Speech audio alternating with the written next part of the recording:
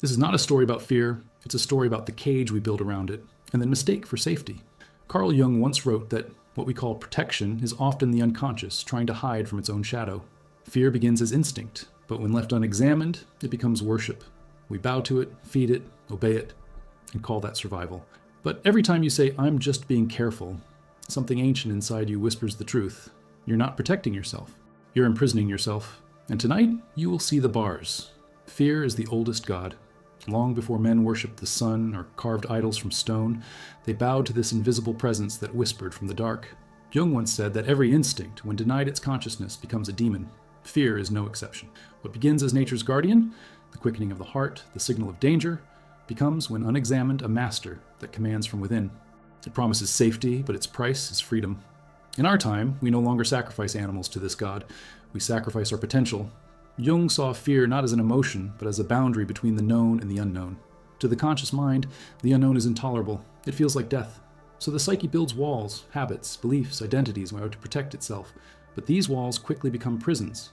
Fear tells us that caution is virtue, that hesitation is wisdom, that control is love. Yet beneath these disguises, it is always the same thing: paralysis. What we call prudence often hides terror. What we call stability is the refusal to evolve. Jung wrote, "People will do anything, no matter how absurd, to avoid facing their own soul." He was describing fear's empire. The hidden nature of fear lies in its invisibility. Anger reveals itself through tension, grief through tears. Fear conceals itself by imitation. It mimics reason, humility, even spirituality. "I'm not ready," says fear.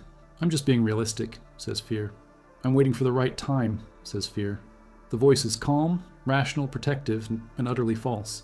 Jung warned that fear disguised as reason is the most dangerous possession of all, for it convinces the ego that it is wise when it is only trapped. Imagine a man named Elias. To everyone, he is composed, cautious, thoughtful. He weighs every decision, avoids conflict, keeps peace at all costs. People call him responsible. But inside, his nights are filled with racing thoughts, his body stiff with anxiety. He calls it prudence. It is paralysis. In therapy, Jung might have told him, "Your caution is a mask for cowardice, and cowardice is fear wearing the robe of virtue." When Elias dreams, he stands before a door that trembles as if something breathes behind it. He wakes before opening it. The dream repeats for years. Fear's brilliance is that it convinces him not to look. Modern neuroscience confirms what Jung intuited a century ago. Fear resides in the amygdala, a small cluster deep within the brain older than thought itself. When triggered, it floods the body with adrenaline and cortisol. But chronic fear, fear unexpressed, unchallenged, rewires the brain entirely. It shrinks the hippocampus, dulls memory, impairs reasoning. The organism becomes addicted to safety. The nervous system forgets how to differentiate threat from possibility. This is the biology of stagnation. The body itself becomes the cage. Culturally, we have elevated fear to philosophy. We call it risk management, stability, realism. Our media sells it, our politics feed on it, our economies thrive on it. Fear is the currency of modern civilization. Jung foresaw this when he wrote, "The great problems of our time are not solved by reason, but by the reawakening of the instinct that has been repressed." Humanity has not evolved beyond fear. It has merely learned to worship it in silence. The tragedy of fear is that it always promises life. It tells us, "If you listen to me, you will be safe." But safety is a mirage. Jung believed that the psyche demands growth even more than it demands comfort. The refusal to confront fear leads not to peace, but to neurosis, the soul's rebellion against confinement. Patients who avoided risk often reported anxiety, insomnia, compulsions. Their fear of pain created suffering far greater than the pain itself. Neurosis, Jung wrote, is the avoidance of legitimate suffering. Fear protects us from the immediate wound, but condemns us to slow death. The hidden face of fear is subtle. It speaks in manners, in logic, in love. A mother who overprotects her child believes she is nurturing, but she is imprisoning.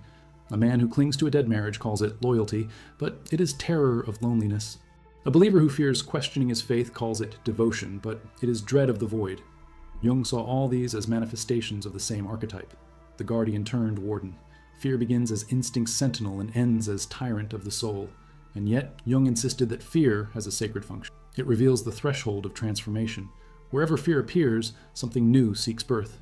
The psyche trembles not because it faces annihilation, but because it senses expansion. There is no coming to consciousness without pain, Jung said. The pain of fear is the tearing of the old skin. To move through it is to shed identity itself. Elias's recurring dream changes. One night, instead of waking, he opens the trembling door. Behind it is not a monster, but wind, vast, cold, infinite. He steps into it and wakes with tears. His hands shake, but his chest feels light. The door no longer appears. Jung would have told him that was the threshold. Fear did not guard danger, it guarded growth. Modern psychology calls this exposure therapy, but Jung saw it as initiation. Each time we confront what terrifies us consciously, we reclaim energy, once trapped in repression. The vitality returns. The fire once used to maintain defense becomes available for creation. The same adrenaline that once paralyzed us fuels transformation. The hero of myth always enters the cave where fear lives, and finds treasure, not terror. Fear, in truth, never protected anyone. It only delayed awakening. The paradox Jung revealed is that what we flee from inwardly becomes our destiny outwardly. The more we avoid, the more life arranges circumstances to confront us. The path of the soul is circular. What is denied returns until integrated. The hidden fear, then, is not in the world. It is within, the refusal to meet what we already are. And every time we choose safety over truth, we reinforce the oldest illusion, that fear keeps us alive. But Jung would whisper from the dark, as he often did, fear does not keep you alive. Consciousness does. Fear never attacks directly, it constructs. It builds elaborate systems of defense, fortresses so subtle that they are mistaken for homes. Jung believed that the human ego, when ruled by fear, becomes an architect of illusion. Each wall it erects is meant to keep danger out, but each one narrows the horizon a little more. Soon the person is not protected inside a fortress, but entombed inside a monument to their own anxiety. At first, fear feels like guidance. It whispers, stay safe, be careful, think twice. The advice seems wise, almost parental, but beneath its reasonableness lies something mechanical. Fear does not think, it calculates. It measures every possibility of loss, every past wound replayed, every humiliation anticipated. This is how the kingdom begins, with small, invisible bricks: avoidance, justification, delay.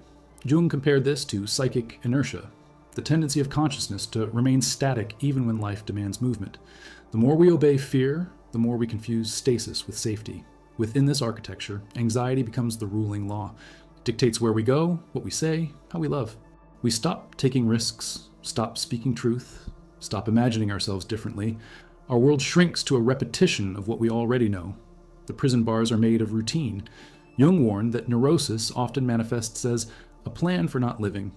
The anxious person builds this plan meticulously. Wake, work, avoid, repeat. Fear disguises itself as productivity, morality, even responsibility. Neuroscience shows that chronic fear rewires the brain in favor of habit. The amygdala strengthens its pathways while the hippocampus weakens. The result is looping, an endless replay of what has already happened, an inability to encode new experience. The kingdom of fear is neurologically circular. It doesn't evolve, it repeats. Jung described this as the death of the symbolic life, when imagination is replaced by control. The creation of something new, he said, is not accomplished by the intellect, but by the play instinct. Fear kills play.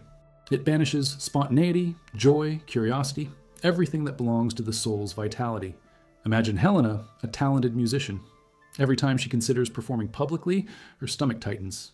She calls it stage fright, but it feels deeper, like an invisible hand closing around her throat. She rationalizes it as perfectionism, but it is terror of exposure, the old childhood fear of ridicule. So she practices alone, endlessly refining, never sharing. Years pass. Her friends call her disciplined. Jung would call her possessed. Fear has built her a temple of control, and she worships at its altar daily. The god demands no blood, only her life's time. Jung saw this dynamic as archetypal. Fear is not just emotion. It is an ancient pattern of defense encoded in the collective unconscious. It appears in myths as the guardian at the gate, the dragon at the threshold, the sphinx asking impossible riddles. The treasure, the castle, the new self, all lie beyond it. The hero who confronts fear liberates energy for transformation. The one who bows to it becomes the gatekeeper's servant. The thing we most fear to approach, Jung said, is the thing we most need to find. Fear builds its kingdom around that single truth. Modern society, obsessed with safety, amplifies the architecture. Every innovation promises to eliminate risk, to sterilize unpredictability. Insurance, surveillance, predictive algorithms, all extensions of the same archetypal defense. The collective psyche mirrors the individual, anxious, overprotected, creatively paralyzed. Jung foresaw this technological neurosis, the substitution of machines for instinct. When humanity outsources its courage to systems, the spirit atrophies. We become secure, and in that security we forget how to live. Biologically, the consequences are profound. The constant low-level stress of fear floods the body with cortisol, suppresses immunity, and accelerates aging. The muscles of the jaw, neck, and chest remain subtly contracted, preparing for threats that never come. This perpetual readiness is exhaustion disguised as vigilance. Jung would have called it a psychic complex living autonomously in the body. The architecture of anxiety is built not of thoughts, but of flesh. Helena's story continues. One night, after years of restraint, she dreams she's inside a massive cathedral. The walls are made of her own sheet music, endless pages rising into shadow. As she touches one, the notes ignite, flames spreading until the cathedral burns. She wakes in terror, but also relief. The next day, she cancels her next lesson and goes to an open mic night. Her performance trembles, her voice breaks, but when it ends, she is free. The cathedral had to burn. Jung would interpret her dream as the unconscious, dismantling the architecture of fear through the cleansing fire of consciousness. This destruction, though terrifying, is necessary. Every structure built by fear must collapse for the soul to breathe.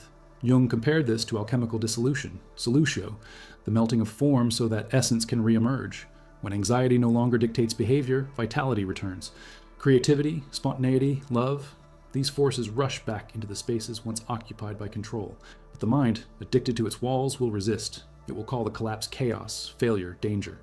That is how fear defends its throne, by labeling freedom as threat. And yet, beneath the ruins, something ancient waits. The instinct that fear once distorted, the raw animal intelligence of life, still hums quietly in the body. When we stop obeying anxiety, that instinct reawakens. It guides without panic, moves without hesitation. Jung believed this was the self-reclaiming command from the ego. The architecture of fear is man-made, and the architecture of life is organic. One suffocates, the other breathes. Helena's open mic performance does not make her fearless. It makes her real. She still trembles before every song, but now the trembling feels alive, not deadly. The same adrenaline that once paralyzed her now fuels her art. She has discovered what Jung called the tension of the opposites, the ability to feel fear without surrendering to it. In this discovery lies the first crack in fear's invisible kingdom. The walls still stand, but light begins to leak through. The architecture holds no power once seen. Fear thrives only in blindness. Awareness is the solvent, and so the work of liberation begins, not by fighting fear, but by watching how it builds. Seeing the blueprint is enough to undo it, because once you see the walls, you remember you were never inside them. They were always inside you. Fear is never content to reveal itself as fear. It must wear a mask, because if we saw it clearly, its power would end. Jung wrote that the unconscious always hides its intentions behind virtue. This is why the most paralyzing fears rarely appear as panic. They appear as principles. Fear does not shout, I'm afraid. It whispers, I'm being careful. It smiles and calls itself wisdom, devotion, or love. That is how fear survives inside the psyche. Not as enemy, but as advisor. The illusion of safety begins in childhood, where obedience is mistaken for love. The child learns that compliance pleases and defiance punishes. Slowly, fear fuses with affection. Every scolding leaves a chemical trace. Cortisol mingles with oxytocin. The nervous system becomes addicted to approval as proof of safety. Later, as adults, we recreate this dynamic in every relationship. We call submission love, avoidance peace, conformity loyalty. But Jung warned that love born from fear is not love at all. It is dependency disguised as virtue. In Jung's clinic, he often met patients who claimed to be guided by faith or reason, but their choices were shaped by terror. A man refuses to travel, citing prudence. A woman prays obsessively, claiming devotion but vibrating with anxiety. Jung saw through the disguise. These were rituals of avoidance. Neurosis, he said, is always a substitute for legitimate suffering. Fear will endure any misery if it can avoid the one thing it dreads, uncertainty. Modern neuroscience confirms this union between fear and control. The amygdala fires not only in response to danger, but also to ambiguity. The brain prefers a bad certainty to an unknown possibility. Fear finds relief in structure, dogma, rules. It would rather be enslaved by order than liberated by chaos. Jung recognized this in religious fundamentalism and political fanaticism alike. Both are the same archetype. Fear dressed in sacred robes, trembling beneath conviction. Imagine Anna, a woman raised in strict religious devotion. She obeys every rule, not out of joy but dread. Her prayers are mechanical, her smile forced. When she doubts, she panics. The very thought of questioning feels like sin. In dreams, she stands in a cathedral whose walls pulse like veins. The altar bleeds light. Jung would interpret the dream as the psyche's protest, the living soul trapped inside dead faith. Her devotion is not spirituality, it is fear embalmed in ritual. In relationships, fear wears the gentlest mask, love. It convinces us that to hold on is to care, that to control is to protect. Parents who monitor every breath of their children call it concern. Partners who smother each other with attention call it passion. But beneath these gestures lives the dread of loss, abandonment, betrayal. Jung wrote that where love rules, there is no will to power, and where power predominates, love is lacking. Fear turns love into ownership, a desperate attempt to prevent life from moving freely. The more we cling, the more love suffocates. Logic, too, serves fear. Rationalization is the mind's favorite disguise for avoidance. We call it planning, preparation, responsibility. Yet much of what passes for logic is simply anxiety wearing a suit. The overthinker who rehearses every possibility, the skeptic who dissects mystery until it dies. Both are driven by the same terror of surrender. Jung saw this especially in intellectuals who, cut off from instinct, built fortresses of analysis. Thinking, he warned, is the best way to prevent understanding. For understanding requires contact with feeling, and fear forbids it. The illusion deepens when fear adopts the voice of faith. Religion, at its highest, invites encounter with the unknown, the numinous, the divine mystery. But when fear rules, faith becomes superstition, a contract with the cosmos to avoid pain. If I do this, nothing bad will happen. Jung called this magical thinking, the infantile residue of early survival instincts. The true spiritual path, he insisted, begins not in safety but in surrender to uncertainty. There can be no awakening, he said, without descent into the dark. Fear keeps us at the door, mistaking the darkness for death. Science, spirituality, relationships, all can become extensions of fear's architecture if we do not examine their roots. Jung often spoke of the psychic infection of collectives, where societies sanctify their fears through culture. We idolize security, call it progress, and demonize risk, calling it recklessness. Yet every creative act, every discovery, every love, worth having, requires risk. Civilization advances only when someone defies the illusion of safety. Biologically, fear's disguise is persuasive. The nervous system rewards avoidance with temporary relief, a neurochemical sigh that says, "You survived." But the relief fades and the cage tightens. Over time, chronic avoidance floods the body with inflammation and fatigue. The very instinct meant to preserve life begins to erode it. The psyche mirrors this decay. Dreams become repetitive, desires shrink, vitality dulls. Jung compared this to the desert of the soul, where nothing grows because the soil is too dry for emotion. Anna's transformation begins when she stops praying for safety and starts asking for truth. The first time she questions her doctrine, terror floods her body. She trembles, expecting punishment, but nothing happens. The ceiling does not collapse. The altar does not bleed. Only silence, vast, unfamiliar, holy. In that silence, she feels a pulse. Her own. Jung would call this the moment when the soul steps out of the collective shadow into individual light. Fear does not vanish. It bows. In that bow, the illusion shatters. Fear never protected her. It only delayed her encounter with life. The same is true for all of us. The comfort we call safety is a mirage built over the abyss. Jung taught that the abyss is not emptiness, it is potential. The ego, clinging to its routines, mistakes expansion for annihilation. But every step into uncertainty awakens instinct, courage, creativity. To dismantle fear's disguises is to see that what we worshipped as safety was never sanctuary. It was stasis. The love that avoids truth, the logic that kills wonder, the faith that forbids questioning, all are masks for the same hidden cowardice. Jung's revelation was simple but devastating. The thing we fear most is ourselves. Because when we strip away every illusion, what remains is the raw fact of existence, vast, unpredictable, alive. And the soul, long imprisoned, recognizes it not as danger, but as home. Fear cannot protect us from life. It can only keep us from living it. And the moment we see that, fear's reign ends. Not in battle, but in awakening. The body is not a liar. It tells the truth long before the mind is willing to admit it. Every tremor, every shallow breath, every tightening in the chest is the language of fear translated into flesh. Jung said that the psyche extends beyond the mind. It lives in the tissues, the heartbeat, the posture. When fear rules unexamined, it colonizes the body completely. It calls itself instinct, but what it really is possession. The nervous system becomes its instrument, replaying ancient alarms long after danger is gone. The tragedy of modern humanity is that we have forgotten the difference between instinct and terror. Instinct is intelligence, the body's natural wisdom that moves us toward survival and growth. Terror is that same system frozen, looping, unable to tell the past from the present. Jung believed this confusion was the signature of neurosis. What was once a protection, he wrote, has become the obstacle. The very mechanisms that once saved us now imprison us, their alarms stuck in perpetual echo. To understand this possession, we must descend into biology. The amygdala, the ancient sentinel of the brain, evolved to detect threats. A predator's movement, a sudden sound, the smell of smoke. It reacts in milliseconds, flooding the body with adrenaline, tensing muscles, sharpening senses. For a few moments, it grants superhuman focus. But when the mind never signals safe, this system never stops. The body learns to live inside the alarm. Cortisol becomes a permanent atmosphere. The heart forgets how to rest. Jung described this as the instinct divorced from meaning. The sacred animal within, once graceful, becomes rabid from captivity. Over time, chronic fear reshapes the body's architecture. Shoulders curl inward as if protecting the heart. The jaw tightens to silence the voice. The diaphragm locks, preventing deep breath. Every cell remembers vigilance. What begins as survival becomes posture. Jung might have said that the shadow has found its throne in the flesh. Until you make the body conscious, he wrote in his notebooks, you will mistake its cries for your own. I take Samuel, a businessman who lives in constant dread of failure. He wakes before dawn, his chest already tight, his stomach clenched. He tells himself it's ambition, but his body knows otherwise. In Jungian analysis, he dreams of being chased through a forest by a wolf that never catches him. The wolf, Jung would explain, is not the enemy, but the instinct, the wild intelligence Samuel exiled when he replaced curiosity with caution. The chase never ends because he refuses to stop running. Modern neuroscience mirrors this interpretation. Trauma research shows that unresolved fear keeps the sympathetic nervous system locked in hyperarousal.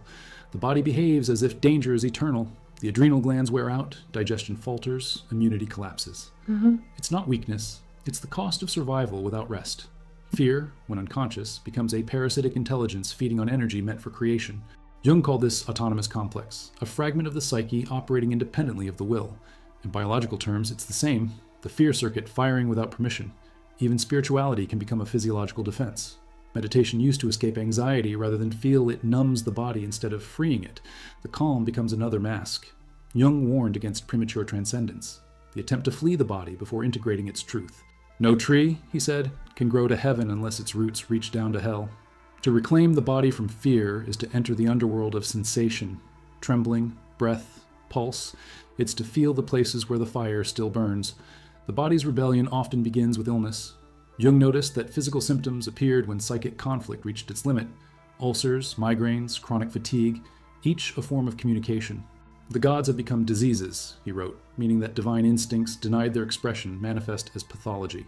The modern human, trying to outthink fear, instead somatizes it. The mind escapes, the flesh remembers. Samuel's healing begins not through reason, but through trembling. His analyst asks him to close his eyes, breathe, and imagine stopping in the dream, turning toward the wolf. At first he cannot. His body shakes, heart pounding. But as he stays present, something shifts. The wolf slows, then sits. Its eyes, once predatory, soften. He feels warmth instead of terror. When he wakes, his jaw unclenches for the first time in years. The next morning, he breathes deeply without forcing it.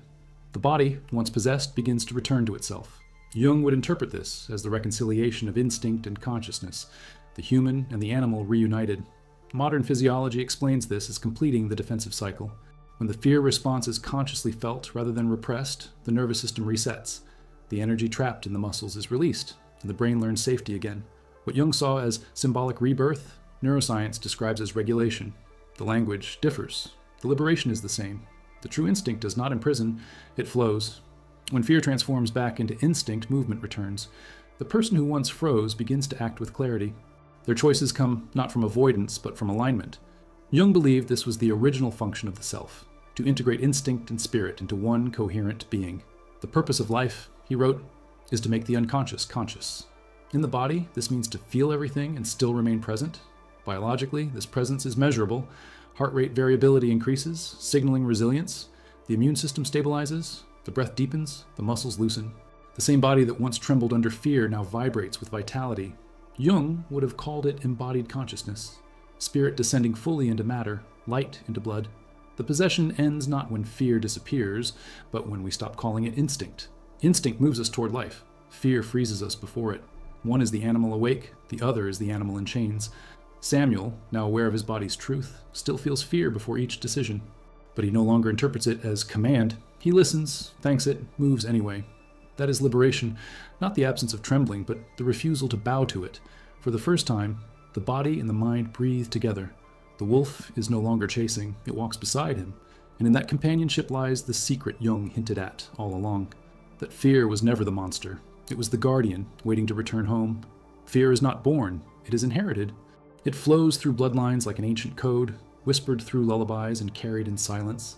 Jung believed that every human inherits not only eye color and bone structure, but also emotional patterns, what he called the collective unconscious. Within it dwell the archetypes, the ancient blueprints of survival and suffering. Among them, none is older than fear. It is the original inheritance, passed down not through DNA alone, but through the unseen rituals of family, the warnings, the shaming, the gestures of control disguised as love. To be human is to be born into an atmosphere thick with ancestral anxiety. Before we take our first breath, the body of the mother transmits chemical stories. Her cortisol becomes ours, her vigilance seeds itself in our cells. A fetus exposed to chronic maternal stress learns the world is unsafe before it ever opens its eyes. Jung would have called this the shadow of the ancestors entering through the body. Modern neuroscience confirms it. Intergenerational trauma alters the expression of genes through epigenetics, shaping how fear circuits fire for generations. What Jung saw symbolically, science now traces chemically. The ancestral shadow speaks in voices so familiar we mistake them for conscience. Don't trust strangers. Stay humble. Never take risks. These are not lessons. They are relics of ancient terror. The peasant who feared the Lord, the slave who feared the master, the mother who feared hunger, their ghosts still whisper. We obey them without knowing why. Jung warned that when we fail to recognize ancestral influence, we live other people's lives. Until you make the unconscious conscious, he said, it will direct your life, and you will call it fate. Fear inherited becomes destiny repeated. Imagine Lucia, a woman who never leaves her hometown. She feels an invisible tether whenever she considers moving or changing jobs. Her grandmother survived war. Her mother endured famine. Their mantra was survival through invisibility. Don't stand out. Stay quiet. Be grateful. Lucia has never questioned it. In therapy, she dreams of a dark river with hundreds of faces floating downstream. Each face whispers her name as she tries to swim upstream. Jung would interpret it as the ancestral shadow calling her back, reminding her that liberation always feels like betrayal to those still trapped. Culturally, this inheritance becomes identity. Whole nations define themselves by collective fear. Fear of the outsider, fear of change, fear of loss. Jung saw nationalism, racism, and fanaticism as symptoms of the same archetype, the tribe protecting its wound. The bigger the crowd, the smaller the soul, he wrote. Collective fear anesthetizes individuality. It replaces self-knowledge with belonging. The ancestral shadow thus expands from family into culture, and from culture into civilization. Biologically, inherited fear is both chemical and behavioral. Studies on Holocaust survivors and their children show elevated stress hormone levels generations later, even among those who never experienced trauma firsthand. The body remembers what the mind has forgotten, but behavior amplifies biology. Parents transmit fear not only through genes, but through eyes, tone, silence. A child learns the world's danger by watching a parent flinch at noise, tense at conflict, shrink before authority. Fear becomes etiquette. Lucia's realization begins during a family visit. Her mother warns her not to tempt fate by discussing her ambitions. The phrase sounds harmless, but it echoes in her mind. That night she dreams again of the river, but this time she dives beneath it. The faces vanish, and she finds a single mirror buried in the sand. When she looks, her reflection blinks independently as if it too is alive.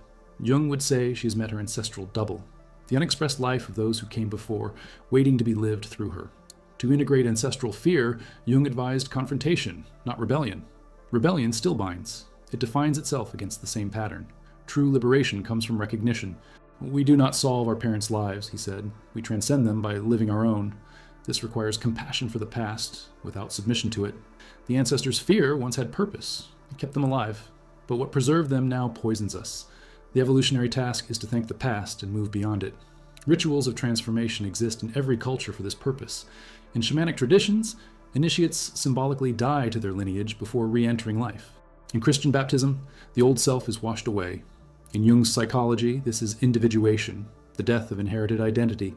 The initiate descends into the ancestral underworld, faces the ghosts, and emerges bearing the fire of consciousness. The fear that once enslaved becomes guidance. The shadow, Jung said, is 90% pure gold. Modern therapy mirrors this in systemic constellations and trauma release work.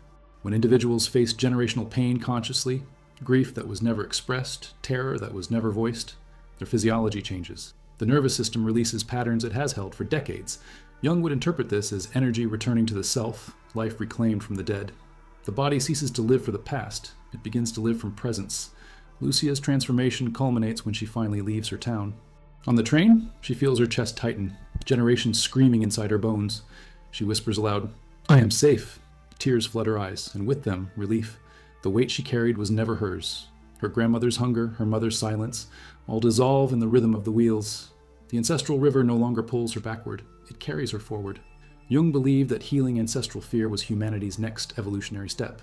Until we break the inheritance of terror, we repeat the same wars, the same oppressions, the same cruelties. The greatest burden of the child, he said, is the unlived life of the parents. To live fully, therefore, is not selfish. It is redemption. Each act of courage cleanses the bloodline a little more. The ancestral shadow is vast, but it is not eternal. Consciousness ends its dominion. When one person sees the pattern and chooses differently, generations shift. The dead rest, the living awaken. Fear, when honored but not obeyed, transforms into wisdom. It no longer commands, it counsels. It reminds us where we came from but no longer decides where we go. And perhaps that is Jung's deepest truth, that liberation does not come from fighting our ancestors, but from freeing them, by refusing to worship their fears any longer. Because the shadow of the past is powerful only until we turn and face the light that casts it. Fear does not merely live inside individuals. Once it saturates enough hearts, it begins to organize itself. It builds hierarchies, economies, and ideologies. Jung called this possession by the collective shadow, the moment when fear ceases to be private and becomes political. What begins as a shiver in the nervous system transforms into laws, dogmas, and walls. The frightened psyche externalizes its anxiety, institutionalizing it into systems that promise order but deliver submission. Every civilization is born from fear's architecture. The first villages built walls not for beauty but to keep the night out. The first kings justified their thrones by claiming to protect their people. Religion codified this dynamic: obedience for salvation, control for safety. Jung saw this not as conspiracy but as evolution, humanity's attempt to manage the terror of existence. But as with the individual psyche, what begins as protection becomes prison. The state, the church, the corporation, each becomes an externalized amygdala, scanning for threats, punishing deviation, rewarding compliance. In this architecture, fear becomes virtue. Citizens learn to equate safety with morality. Be careful, follow the rules, trust authority. These phrases echo the parental commands of childhood, magnified to societal scale. Jung warned that the collective, once possessed by fear, demands submission from the individual. The larger the organization, he wrote, the weaker the individual becomes. And the weaker the individual, the more dependent on the system they grow. This is fear's final genius. It convinces its victims to maintain their own cage. Modern society is built on this invisible agreement. Governments justify surveillance as protection. Corporations market anxiety as necessity. Algorithms predict our desires and narrow them until spontaneity disappears. We become obedient not through force, but through fatigue. Jung foresaw this mechanical hypnosis, a world where consciousness is drowned in distraction. Man has conquered the world, he said, but lost his soul. The architecture of control thrives in that loss, feeding on the absence of reflection. Consider Adrian, a journalist who once dreamed of exposing injustice. Over the years, his courage eroded under invisible pressure. His editor warns him, subtly, tone it down. Sponsors whisper, keep it light. He complies, telling himself it's pragmatism. In truth, it is fear of exile, fear of losing belonging in a system that defines value by conformity. His stories grow safer, his words duller. When he looks at his reflection, he doesn't recognize the man staring back. Jung would call him a man possessed by the collective persona. The mask society demands to sustain its illusion of peace. Fear's architecture is self-perpetuating. It manufactures crises to justify its expansion. Political fear, economic fear, existential fear all fuel the machinery. The media becomes its priesthood, offering daily liturgies of panic. Each headline reinforces dependency. Stay informed, stay afraid. The collective psyche, addicted to fear, begins to crave it. Without threat, people feel lost. Jung compared this to neurosis at the social level, a compulsive repetition of danger to avoid the terror of emptiness. Biologically, this collective possession is contagious. Neuroscience reveals that fear spreads through mirror neurons. One person's panic activates another's physiology. Crowds synchronize their heartbeats, their breath, their flight responses. Fear becomes communal chemistry. Jung, long before such studies, observed this phenomenon in wartime Europe. Mass hysteria, he wrote, is the psychic epidemic of the modern world. Like a virus, fear thrives where consciousness is weakest. The cure, therefore, is not security but awareness. Yet the system resists awareness. It punishes introspection because introspection dissolves control. The reflective individual is unpredictable, dangerous to the machinery of uniform thought. Jung's greatest warning was not of external tyranny, but internal compliance. The most terrifying thing, he said, is to accept oneself completely. The moment a person faces their own fear consciously, they cease to be governable by external fear. They become immune to manipulation because they have met the source of control within. Adrian's awakening begins during an interview with a refugee who has lost everything: home, country, family. When he asks how she survived, she answers, "I stopped believing in safety." The words strike him like a revelation. He realizes that his obedience has bought him comfort but cost him truth. That night, he dreams of an endless city built of glass, every building transparent, every inhabitant asleep. As he walks through it, he sees his own reflection in every surface, multiplied 1,000 times. The reflections begin to crack, and light pours through. He wakes trembling but clear. Jung would call it the shattering of the collective persona, the collapse of fear's architecture within the soul. Societies undergo the same process. When enough individuals awaken, the structures tremble. Revolutions, artistic renaissances, spiritual movements, all are eruptions of consciousness breaking through the concrete of fear. But these moments are perilous. The old order always returns, wearing a new face, whispering the same promise. We will keep you safe. Jung warned that the collective shadow, when denied, always reincarnates. The only safeguard is continuous self-awareness, a culture that values inner work as much as external progress. The architecture of control is seductive because it offers relief from responsibility. It tells us, let the system think for you. But individuation, the path Jung prescribed, demands the opposite. It asks us to think, feel, act independently, even at the cost of belonging. Freedom, he wrote, means the capacity to endure isolation. The emancipated soul must walk alone for a time, stripped of collective approval. But beyond that solitude lies authentic connection, the kind that no system can manufacture. Adrian eventually writes an article titled The Machinery of Fear. His editor hesitates but publishes it. The reaction is furious, some praise, some threats.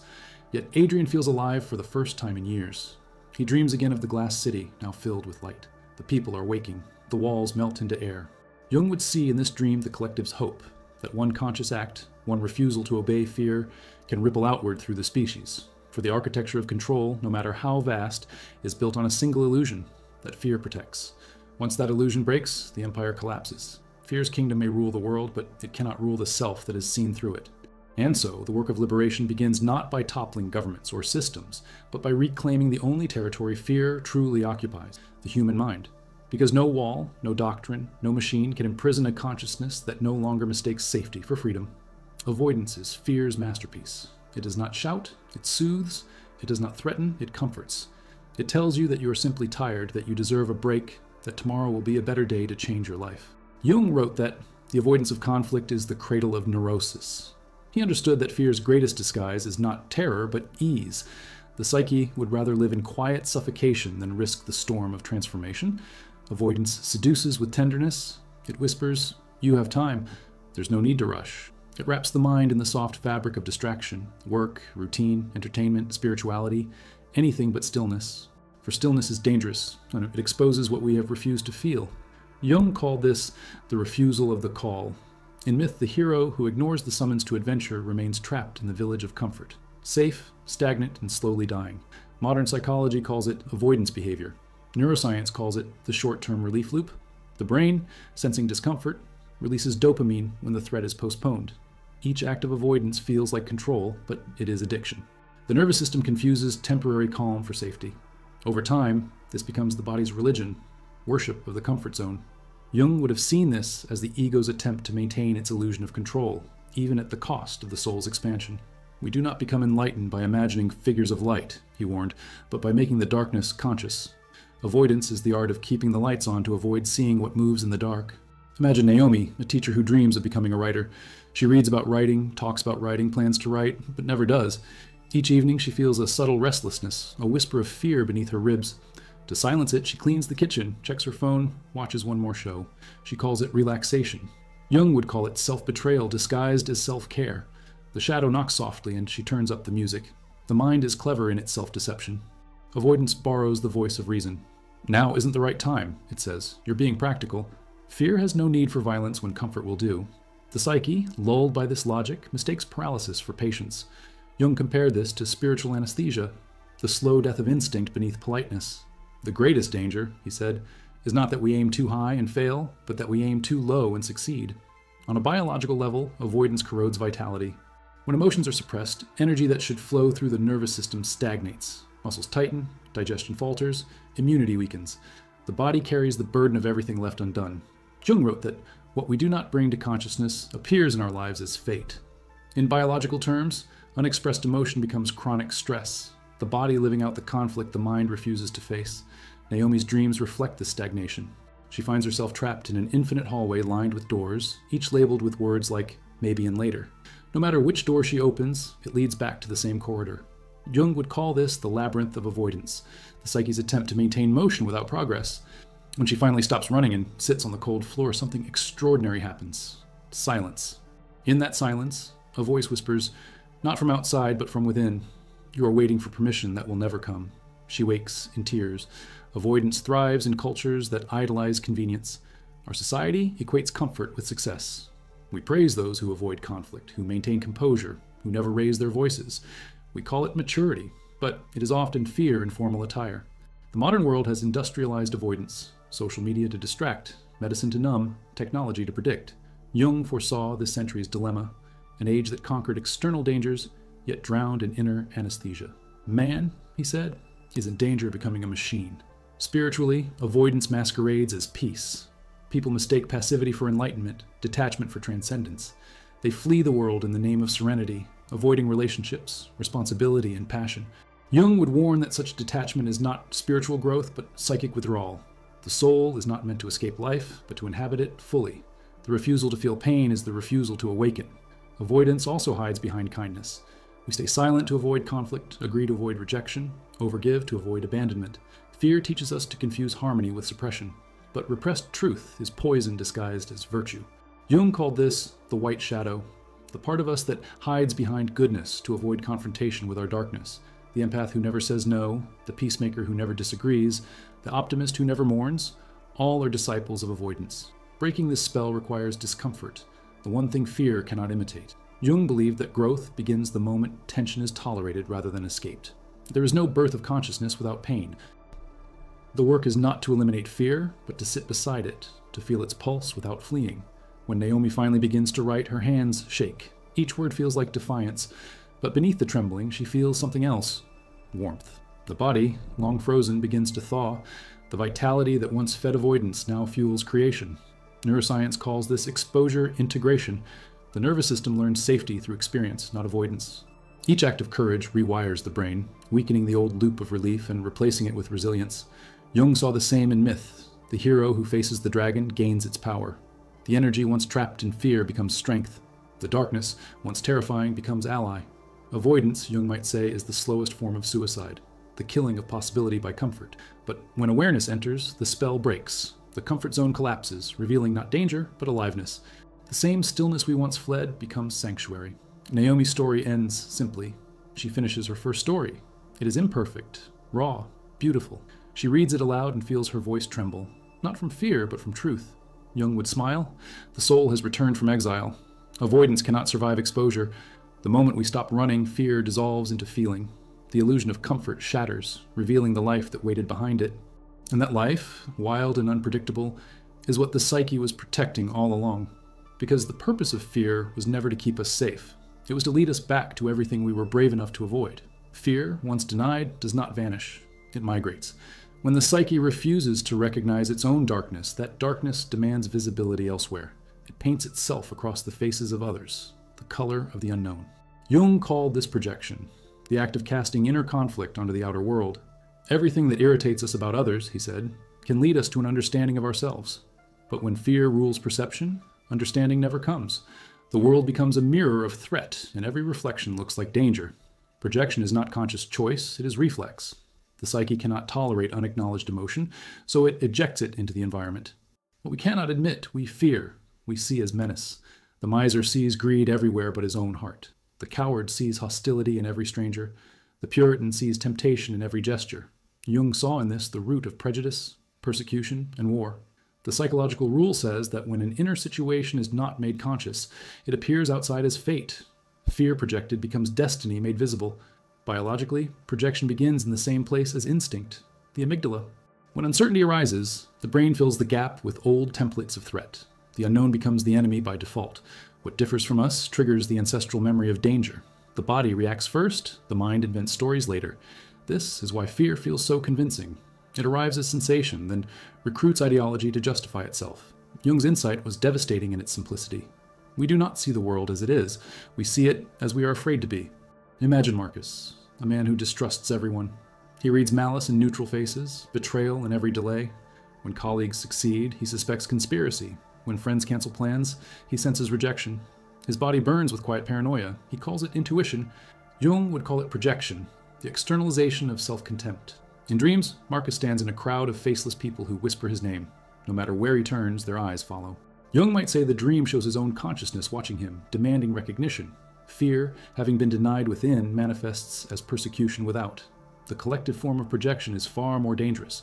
Whole societies project their fear onto scapegoats, minorities, foreigners, heretics. History repeats this ritual endlessly.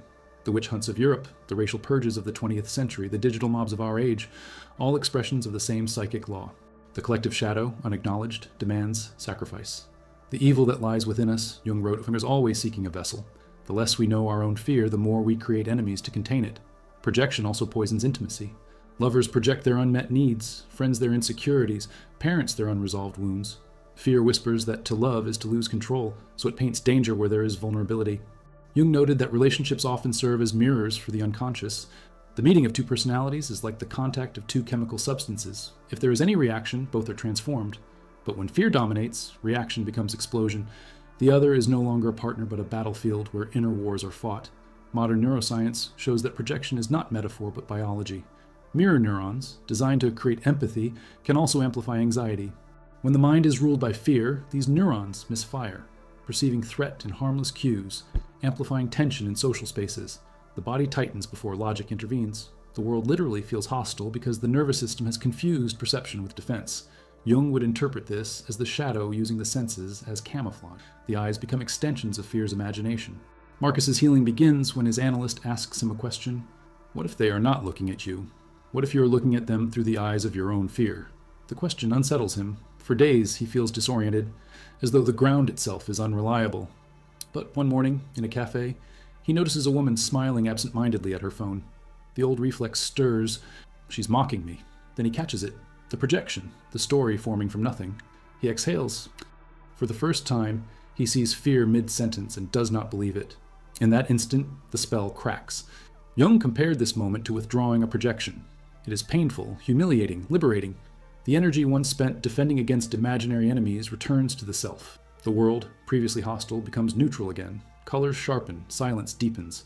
When you withdraw a projection, Jung said, you reclaim a piece of your own soul. The enemy dissolves, revealing the wound that birthed him. Collectively, the same process awaits humanity. As long as we project our fear outward, the planet will mirror it, through conflict, exploitation, destruction. Ecological collapse, Jung might argue, is the Earth reflecting our psychic imbalance, the outer world responding to the violence we refuse to face within. When enough individuals reclaim their projections, the collective shadow weakens.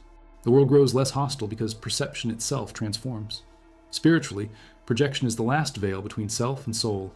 It is the shadow's final defense, to convince us that evil lives elsewhere. But Jung's entire psychology was a rebellion against that lie. He urged, who looks outside, dreams, who looks inside, awakes. To awaken is to see that every demon we have named, every tyrant we have cursed, every ghost we have fled, all are fragments of our own unintegrated power. Fear externalized becomes the world's chaos. Fear embraced becomes the psyche's light. Marcus dreams one last time of the faceless crowd. But now, he steps forward. As he looks closer, each face turns into his own.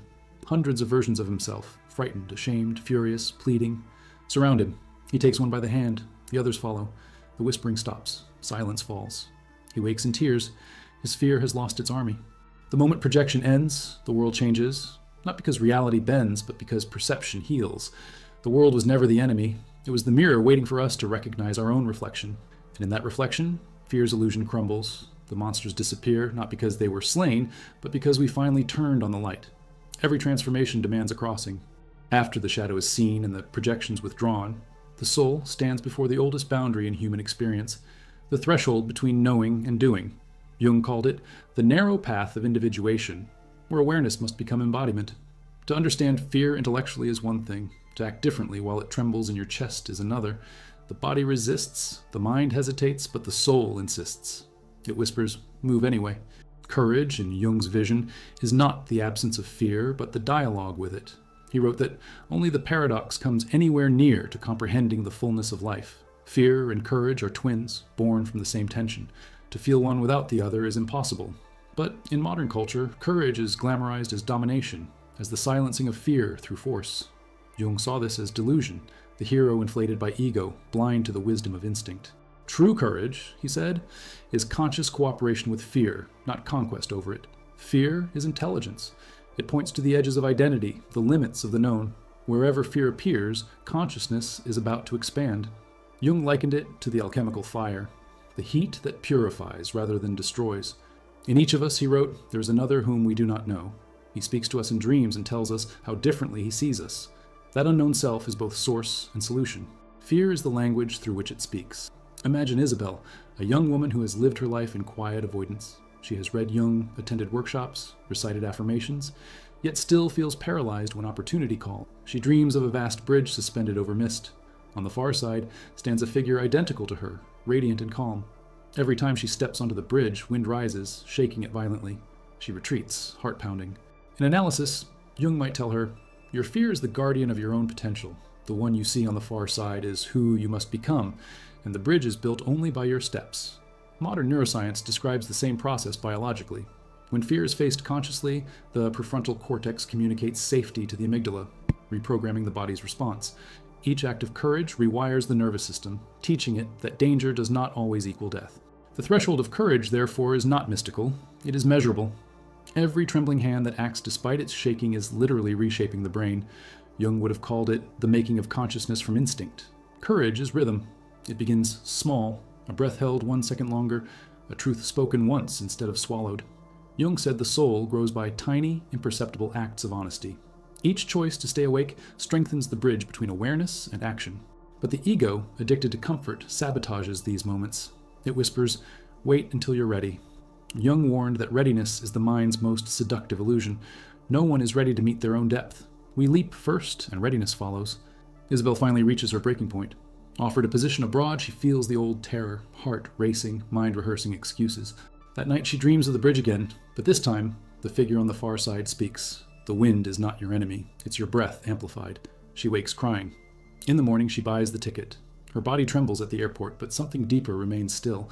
As the plane rises, she looks down at the shrinking landscape of her old life and feels both grief and awe. Jung would say she has stepped into the symbolic crossing, the moment when fear becomes flight. The threshold of courage is not a single act, but a way of being. It requires constant renegotiation with fear. Each new level of consciousness brings new vulnerabilities. But with each encounter, the relationship changes. Fear becomes familiar, even sacred. It warns without dictating, trembles without paralyzing. Jung compared this to befriending the lion, the instinct once hunted now walking beside the self. Biologically, this friendship manifests as resilience. Studies show that facing fear rather than avoiding it increases neural flexibility, heart rate variability, and immune function. The organism becomes adaptive, creative, alive.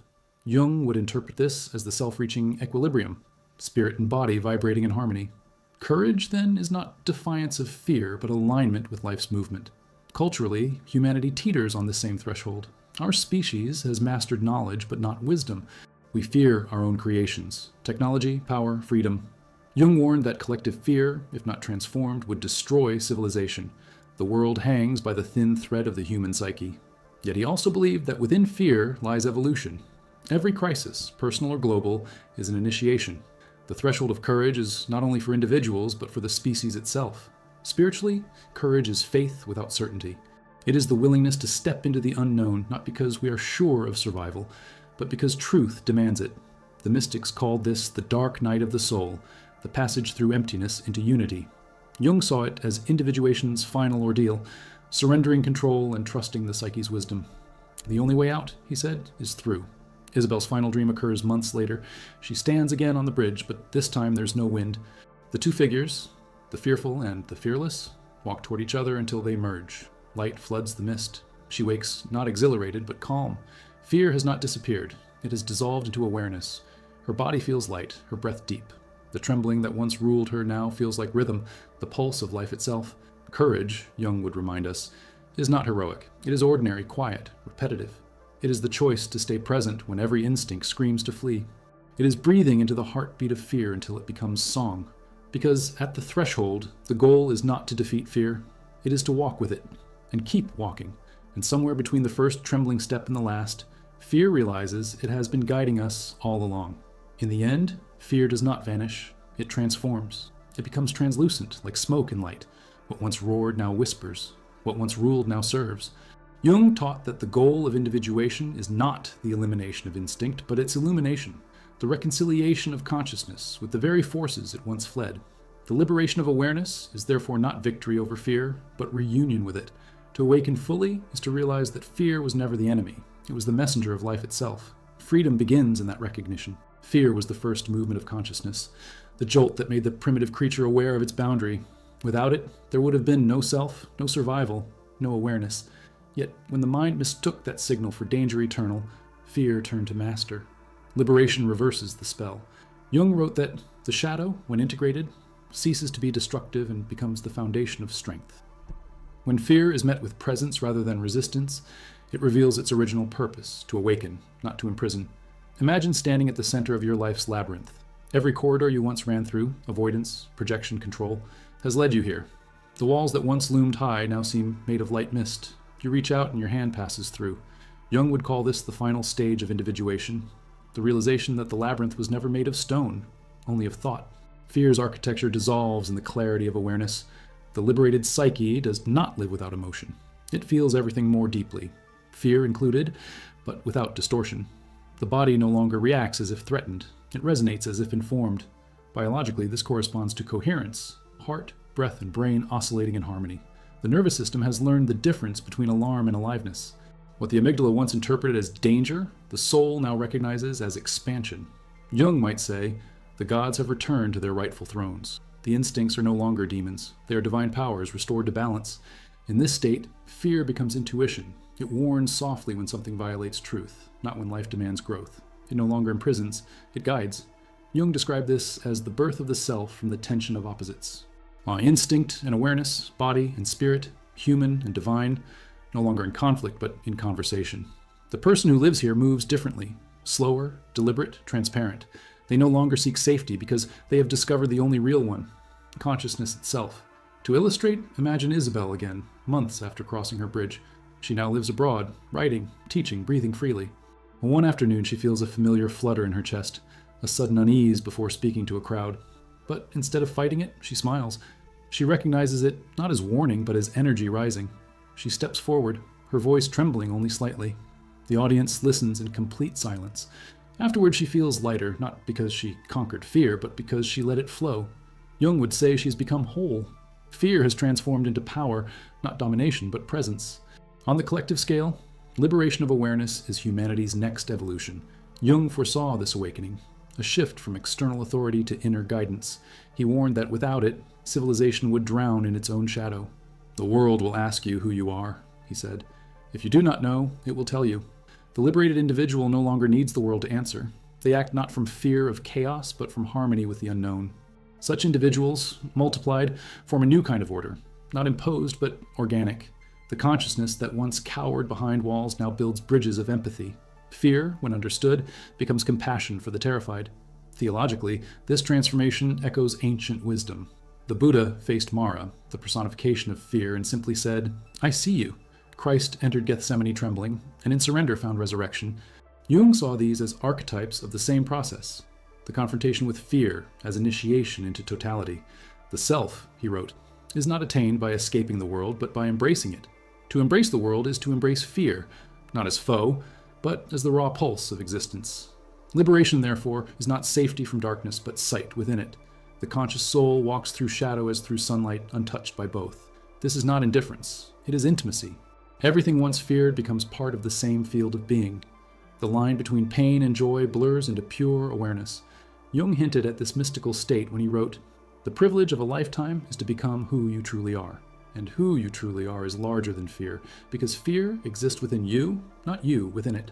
In the final dream, Isabel stands not on a bridge, but in open space. No ground, no sky, only light. She senses the old tremor in her chest and laughs softly. The laughter echoes without echo, infinite. Fear is still there, faint as a heartbeat, but it feels different now. Tender, almost holy. It is the last echo of separation. She whispers, "Thank you." And with that it fades.